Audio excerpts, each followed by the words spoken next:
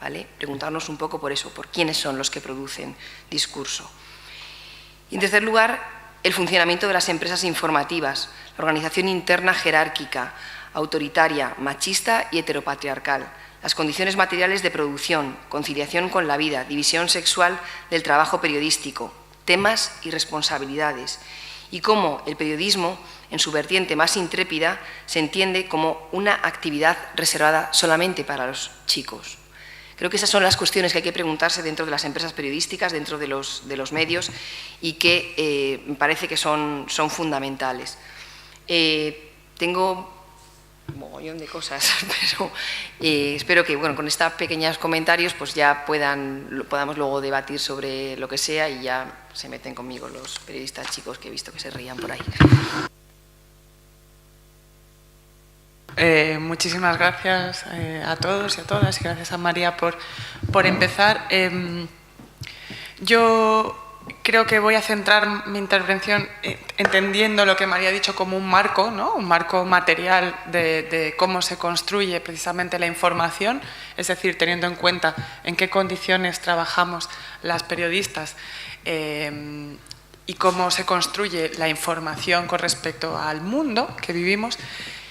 Y para hablar me gustaría terminar comentando 3 o 4 casos que me parecen interesantes, ya que estamos en un congreso que trata las fake news, es decir, cómo la información que recibimos, varios casos de los últimos 3 o 4 días y después alguno histórico que ha marcado cómo hemos evolucionado también como sociedad y como conjunto de periodistas también a la hora de tratar la información.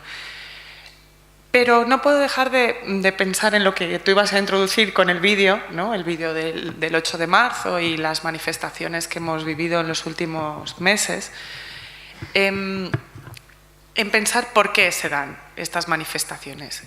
Yo soy una mujer que soy feminista y soy periodista, he intentado hacer periodismo con perspectiva, periodismo sobre todo cultural, con perspectiva de género, tanto sobre todo en el diario.es como en El País.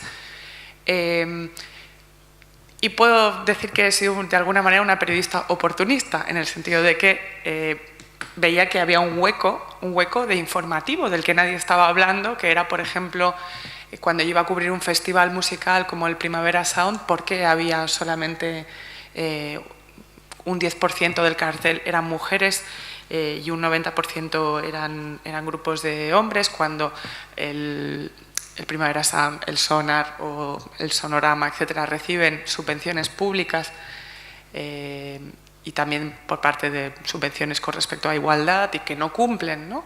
Me parecían huecos, me refiero a oportunismo en el lado de que había oportunidad para hacer una noticia. En ese sentido, el periodismo con perspectiva de género me parecía un espacio que no se estaba tratando en los medios informativos, especialmente por todo esto que comentaba María anteriormente, porque la construcción de un medio de comunicación tradicionalmente no considera importante ciertos aspectos culturales, entendiendo la cultura como un espacio también político, ¿no?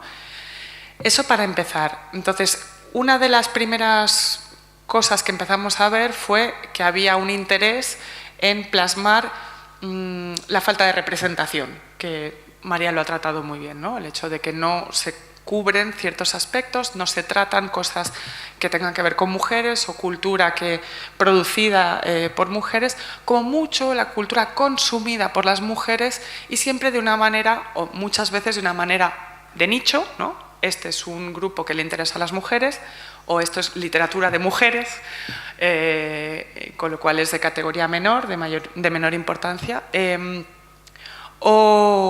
o directamente paternalista, como es el caso de esta es una serie para la señora de Cuenca, entendiendo que la señora de Cuenca es quien consume la televisión de mediodía, ¿no? El espacio primero de presencia era un espacio que periodísticamente me ha parecido siempre interesante tratar desde el ámbito cultural, pero después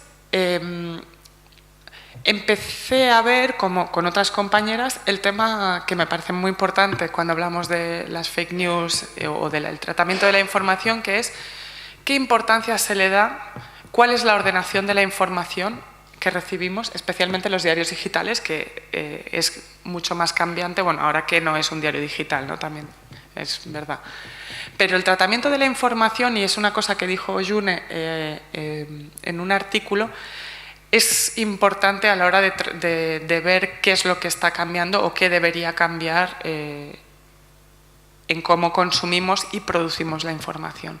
En una semana en la que son asesinadas 5 mujeres en España por parte de sus parejas o sus exparejas, creo que el único diario que lo trató como portada principal fue el ABC, mientras el resto de periódicos abrían con las conversaciones del PSOE, ¿no? De cuál era la situación del PSOE en ese momento, que era dramática, pero digamos que creo que era evidente qué pasaba, cómo estábamos viviendo el tratamiento de la información. No lo digo como algo anecdótico, lo quiero ligar a las manifestaciones del 8 de marzo y sobre todo a las de la Manada, que creo que son las que verdaderamente cambian el panorama de entender qué pasa en estos momentos con respecto a los feminismos, porque las mujeres que salen a la calle, especialmente tras el caso de la Manada, o la sociedad en su conjunto, es una sociedad que se construye un relato informativo por fuera del periodismo tradicional, que entiende que el periodismo tradicional no le está informando, que no está dando respuesta a una serie de alertas y una serie de injusticias o una serie de situaciones que pasan en España, pero no únicamente en España, porque estas son cosas globales. Si pensamos en qué está pasando en Polonia, qué es lo que ha pasado en Irlanda, qué es lo que ha pasado con el tema del aborto en Argentina mucho más recientemente, vemos que no son cuestiones únicamente nacionales, sino de que el tratamiento de la información y de los derechos de las mujeres de manera global no están siendo cubiertos de una manera regular o, digamos, con una cierta perspectiva, que hace que la organización sea en red, con todas las desigualdades que eso pueda tener y todos los peligros que podemos pensar también cuando hablamos de fake news al respecto, y que generan una organización en red muchísimo más, podemos decir, horizontal, que permite un traspaso del conocimiento, de la información y también de la organización política que acaba en yo creo, en estas manifestaciones y en esta consecuencia que podemos llamar con la crítica a una justicia patriarcal, o a un sistema o a unos abogados que oíamos antes, que evidentemente tienen que existir y que se ejerzan los derechos de todos los ciudadanos. Pero me parece que es importante porque tiene mucho que ver la manera en la que se construye la información política y social en España y en otros países con respecto a la organización de los movimientos feministas, que además son transgeneracionales, no son movimientos de clase, digamos que son también muy heterogéneos y con muchas reivindicaciones. Eso para empezar. Digamos, me parece que es importante poner la construcción de la información en el centro del debate. Evidentemente, las condiciones materiales en las que realizamos nuestro trabajo los periodistas, pero salir también un poco de la representación, de la idea de cuántas mujeres hay, que evidentemente es importantísimo porque tiene que ver mucho también con la propia legalidad vigente. Pero también creo que podríamos debatir también qué construcciones simbólicas se dan ahora con respecto a las feminidades cuando vemos que el nuevo gobierno de Pedro Sánchez tiene tantas ministras. ¿Es eso feminista? ¿Es eso femenino? Evidentemente el Partido Socialista ha entendido el mensaje, ¿no? Que es la feminización de una cúpula, ¿no? Que era lo que se pedía. Pero ¿cuánto tiene que ver eso con la materialidad de los discursos o con la materialidad de las políticas? Veremos, será interesante. Yo quería traer varios casos de los últimos días para hablar también de fake news y de la construcción de la información, de cómo se relatan los acontecimientos y cómo la perspectiva de género puede resultar muy útil como complemento o digamos incluso como absoluta necesidad en el caso de algunas noticias. Si pensamos en el tiroteo que ha habido en Maryland hace apenas, no sé si es esta semana o la pasada, me parece que es el 1 de julio, hace apenas unos días. ¿Conocéis el caso? Más o menos, hubo un tiroteo en Maryland en una redacción de periódico, el Capital Gazette, en el que fueron asesinados 5 periodistas. Eso fue narrado especialmente como uno más de los tiroteos y la problemática sobre el uso y abuso de las armas en Estados Unidos, ¿no? Como ha pasado en los colegios, etc. No se ha cubierto tanto el trasfondo de ese caso, que es un señor, que había sido condenado por acoso sistemático a una mujer, creo que fue en el año 2001, y que el periódico había dado cuenta de ese acoso y había usado partes de la sentencia judicial para hablar de él como un acosador de mujeres. El hombre que hizo este tiroteo interpuso una demanda contra el Capital Gazette que perdió en 2015. Días antes del tiroteo, esta mujer alertó, una de las mujeres que habían acusado y por lo cual había sido condenado, de que este hombre era muy peligroso y que había un riesgo de que iniciara un tiroteo en cualquier sitio, porque, bueno, habló de no un tiroteo específico, pero sí que era una persona peligrosa. Esto es algo que no se ha hablado. Se ha hablado muy poco, como el caso de Incel, ¿no? de esta organización de hombres célibes en Canadá, en Toronto, que hubo un asesinato de 11 personas.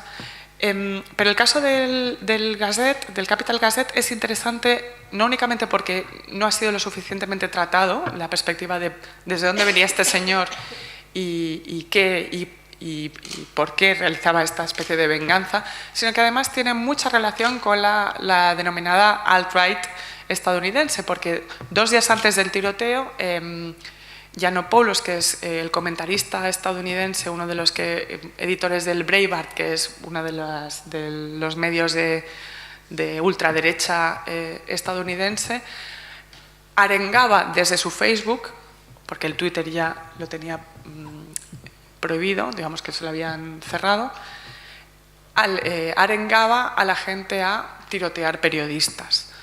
Entonces, tenemos ahí me parece un caso interesantísimo, porque junta varias cosas importantes que están pasando en el mundo en estos momentos. Primero, tú hablabas de cuál será la resaca. Bueno, ya tenemos movimientos organizados, desde 4chan, que es el foro coches extranjero, organización de machistas violentos para una revancha contra el feminismo, las feminazis. Esta comparación del Holocausto con cuando un hombre no lava los platos también es un poco... debería poner los pelos de punta a más de uno. Por otro lado, como la organización en red es una organización que ahora han desaparecido de Reddit porque lo tienen prohibido, pero 4chan es un espacio de control, de proliferación. Y después, como la perspectiva de género hubiera dado también mucha más información sobre una noticia que quedó absolutamente coja, si lo tenemos como un iluminado más que va a pegar 4 tiros a una redacción, y que me parece que es necesaria para tratar, y después evidentemente cómo la alt-right favorece la supuesta crisis del hombre blanco, del redneck estadounidense, ¿no? Que se supone que es el votante de Trump, aunque es mucho más complejo que eso. Mucho más complejo que eso. Lo quería traer porque me parece interesante como último caso, pero que también nos ayuda a revisar ciertos casos que históricamente, en los últimos 10 años, hemos tratado desde el ámbito periodístico con poca perspectiva de género y que es importante revisar. Y me refiero, por ejemplo, a cuando tú hablabas de los sucesos, que sí están muy feminizados, porque matan más a mujeres que a hombres, en este sentido, pero casos que nosotros no vivimos como casos de violencia machista, como fue el caso de Marta del Castillo, donde el tratamiento fue absolutamente amarillista, una crónica negra y punto, cuando a Marta del Castillo la había asesinado su expareja. Un caso de violencia de género básico, es decir, tenía el tratamiento de violencia de género y no se trató como un caso que tuviera nada que ver con eso. No sé, me parece que es interesante revisar desde las news, para que no sean fake news también, el género y la perspectiva tanto material como discursiva que se emplea, y tener en cuenta, además del periodismo cultural, que es el ámbito en el que yo me ocupo, cómo la construcción de la noticia y la ordenación de la información y la materialidad de ella nos da muchísima más corpus, además de político, pues periodístico. Gracias. Muchas gracias a ambas, a María y a Lucía. Seguro que los hombres y las mujeres de esta sala quieren decir algo. Hombres que sean periodistas y no. El caso de la manada me parece increíblemente relevante, no únicamente por lo que ha supuesto socialmente. Habría que ver por qué ese caso ha sido, además de por lo espectacular del hecho. Es interesante tratarlo como uno de los primeros casos donde la violencia sexual se explica por primera vez hasta su consecución. Porque muchas veces cuando hablamos de violencias machistas, un tipo mata a su mujer, a su exmujer, a su exnovia, lo que sea, pasa a disposición judicial y se evapora en el éter y no sabemos nunca nada más de lo que pasa. Es importante a la hora de informar, también por responsabilidad, hasta dónde llega, qué pasa con un caso.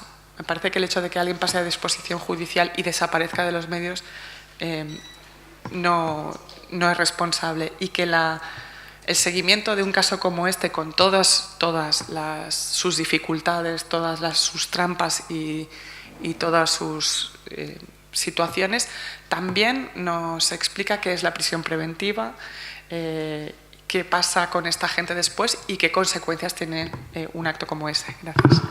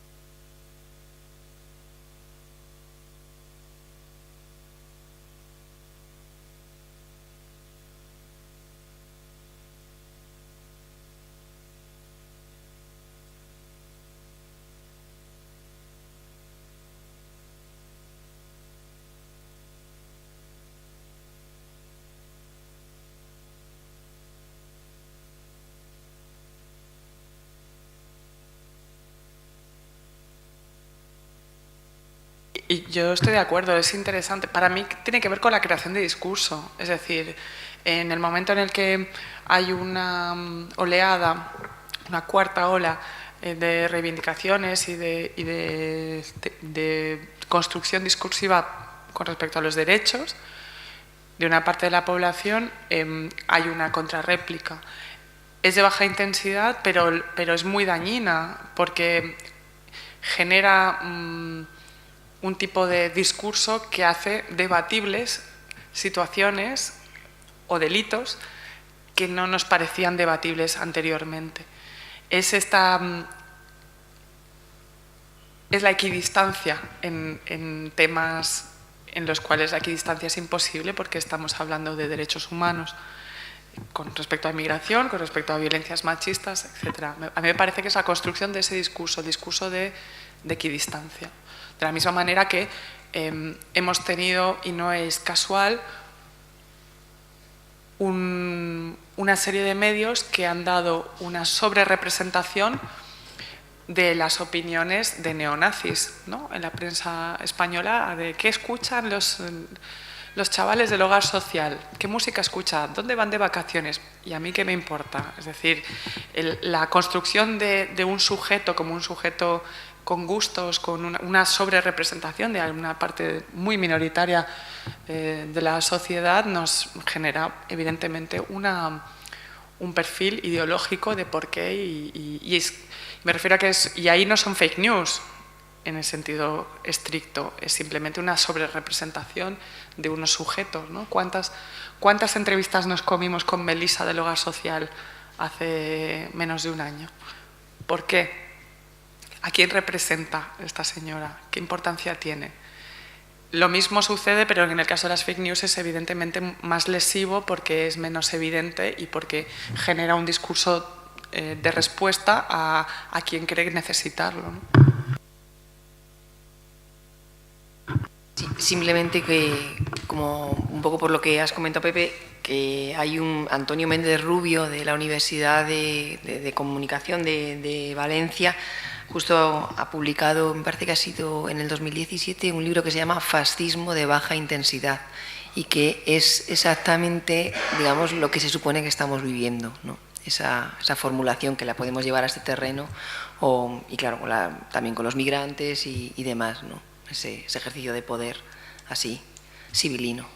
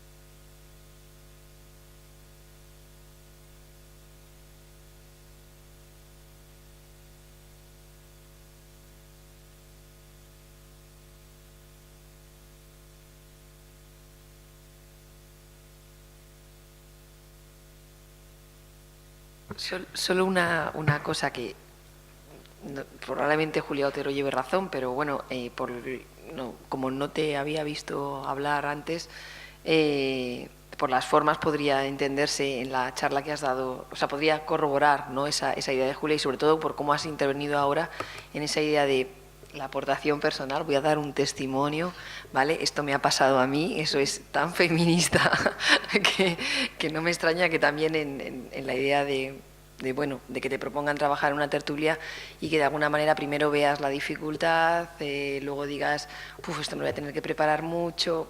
Creo que, no sé, a mí me pasa constantemente, o sea que sí que creo que tiene que ver, pero bueno. A mí le pasa a muchas compañeras que sienten no estar a la altura porque hay alguien mejor y que, bueno, se dice mucho el síndrome de la impostora. Yo quería complementarlo con una cosa que no me pasó a mí, pero que le oí decir a Soledad Gallego Díaz y me hizo muchísima gracia, que decía que el feminismo dentro de los medios de comunicación, dentro del periodismo, se resume en «eso lo acabo de decir yo», que es en una charla, nos ha pasado a muchas, cuando a veces estás con un grupo de hombres en una mesa, tú has dicho algo pero nadie te presta atención, porque lo has dicho tú y no lo ha dicho el señor que tienes al lado. Y me parece que es un gran título para una biografía, «eso lo acabo de decir yo». Aunque yo no soy de la mesa, soy una asociada. No, pero solo una cosa muy pequeña, porque es que viene al caso con lo que preguntaba Daniel, que lo decía Pepa Bueno en el Congreso de Periodismo Digital en Huesca, hablando sobre esto, y ella decía que muchas veces en los tertulianos que ella tiene, en las tertulias de Hoy por Hoy de las 9 de la mañana, hay veces que, voy a especificar, algún tertuliano puede rondar con una idea durante 20 minutos, como el señor del taxi, mientras que las mujeres a las que se les da hueco en tertulias políticas intentan lanzar cuantas más ideas posibles, hablan a mucha mayor velocidad e intentan dar mucha más información, como por esta que estábamos hablando ahora, de ganarse el puesto. No es como con la seguridad con la que un hombre puede marear la idea por esta sensación de autoridad. Y las mujeres todavía no nos creemos esto y estamos como todo el rato en esta competición de demostrar. Y claro, tu reacción es exactamente, yo creo que es exactamente esta, ¿no? De que alguien demuestre inseguridad y que además alguien de tu talla intelectual y profesional demuestre inseguridad, es difícil, vamos, es casi imposible encontrarlo, ¿no?, últimamente. Además, antes lo he comentado que estábamos sentados y no sé, te han hecho una pregunta y has dicho, yo no tengo ahora una respuesta para eso, y digo, y me parece que le he comentado a Pepe, digo, joder, que esto lo diga un conferenciante como este, a mí me alucina.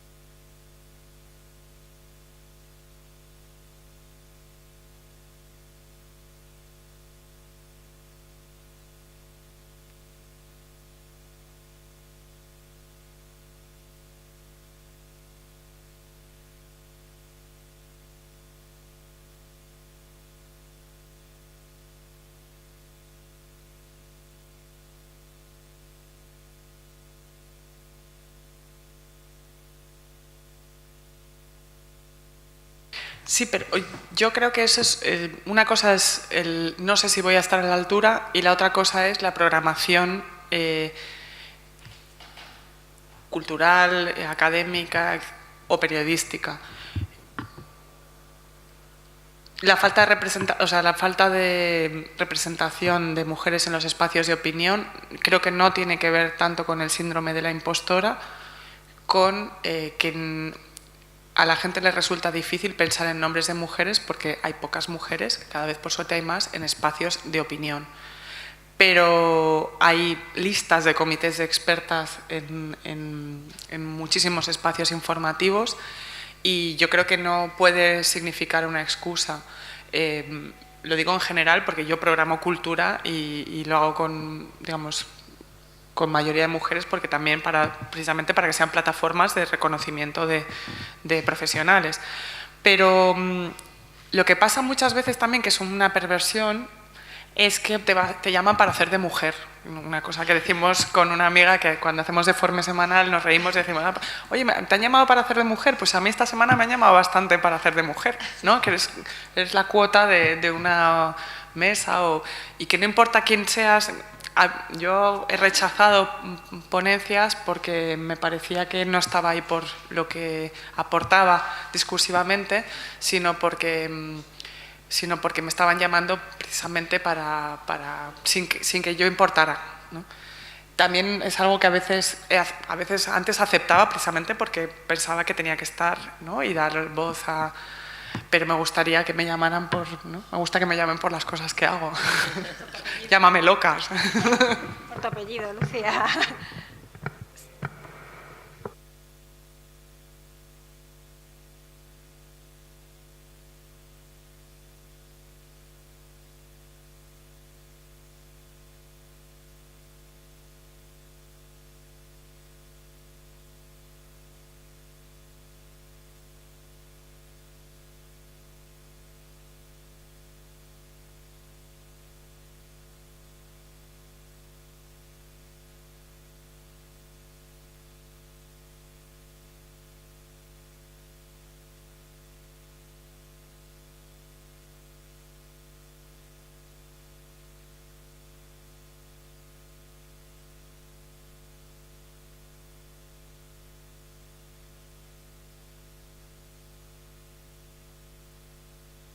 A ver, pues es que la confianza en la educación, si perdemos esa, no sé cuál nos va a quedar, ¿no? Sí que creo que ahí está la clave, al menos yo no conozco en el ámbito de primaria ni de secundaria, pero creo que también hay proyectos buenos y más, pero vamos, en la universidad hay cuestiones que, digamos, del feminismo, hay cuestiones que son transversales y que vienen apareciendo en distintas disciplinas, en distintas facultades y materias, o sea que creo que es algo que yo ahora mismo, que me ha sorprendido en estos 2 últimos años, ya me vienen feministas todas, o sea, yo ya no tengo nada que hablar, o sea, ya me vienen con ese formato. Entonces, lo traen de la calle, lo traen de los movimientos, lo traen de casa, lo traen de muchos sitios, es algo que está permeando la sociedad. Y ellas y ellos, quiero decir que no solamente las mujeres son las que me vienen feministas, sino también muchos o la mayoría de los varones.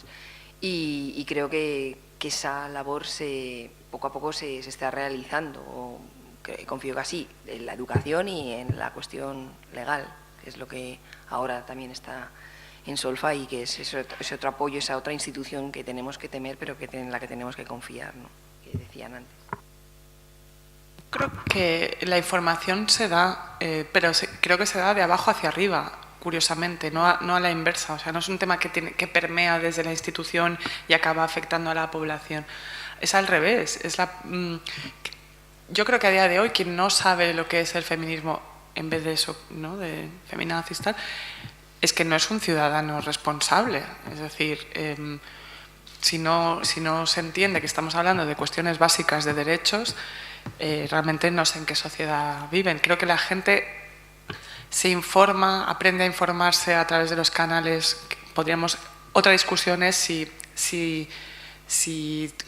tú te informas a través de canales muy minoritarios y de espacios muy, muy pequeños, si estás en contacto con el que se informa con otros medios muy pequeños, que es una discusión también interesante. Yo creo que evidentemente la concienciación es importante, la educación es importantísima, pero también yo creo que hay una falta de responsabilidad institucional enorme. Es decir, cuando Soraya Sáez de Santamaría sale en un debate político como salió en Televisión Española, cuando estábamos con todo el tema de las violencias machistas, diciendo que chicas no dejéis que os miren el móvil, es decir, qué tipo de... dando la responsabilidad de eso a las adolescentes de 15 años, me parece bárbaro, ¿no? Es decir, desde qué lugar se informa y cómo se hace. que la crisis de las instituciones es tan grande que afecta a todo. Lo que pasa es que yo trabajo en la universidad y creo en la universidad, a pesar de todo. Entonces, digamos que de alguna manera, pero sí que es cierto, casi todos los movimientos sociales, y el feminismo es un movimiento social, es ahora desde la base, desde donde estamos un poco aprendiendo todos y viendo, ¿no?, lo que está sucediendo y manejando, pero es digamos, la población la que de alguna manera está enseñando, ¿no?, a las instituciones lo que hay que hacer y por dónde hay que ir. Y curiosamente, y con esto creo que terminamos un poco, ¿no? Pensando en el término feminazi que sale ahora, ya que se le ha dado, como tú decías, se lo han reapropiado muchas feministas, que es un término importado de Estados Unidos, precisamente de la alt-right, de todos estos grupos con tanto poder ahora, son los que construyen una réplica a situaciones que no la tenían, como el Black Lives Matter en Estados Unidos, ¿no?, el tema de la violencia contra la población negra y ese activismo social que se hizo, especialmente femenino además, fue contrarrestado con el All Lives Matter, ¿no? Bueno, todas las vidas importan, no solo la de los negros, ¿no?, intentando digamos, desarticular un movimiento que es básicamente antirracista, ¿no? Y son el mismo tipo de desarticulación se hace desde los diferentes espacios de la ultraderecha. Nos tenemos que ir. Así que si tenéis alguna pregunta, lo siento, pero va a actuar la censura, no os dejamos. Muchísimas gracias a las dos, no por ser mujeres, sino por ser personas y por no habernoslo contado también. No, pero nos vais a ir sin que os ponga el vídeo por lo menos de 30 segundos sobre las manifestaciones del 8 de marzo y acabamos así. Mil gracias a todos.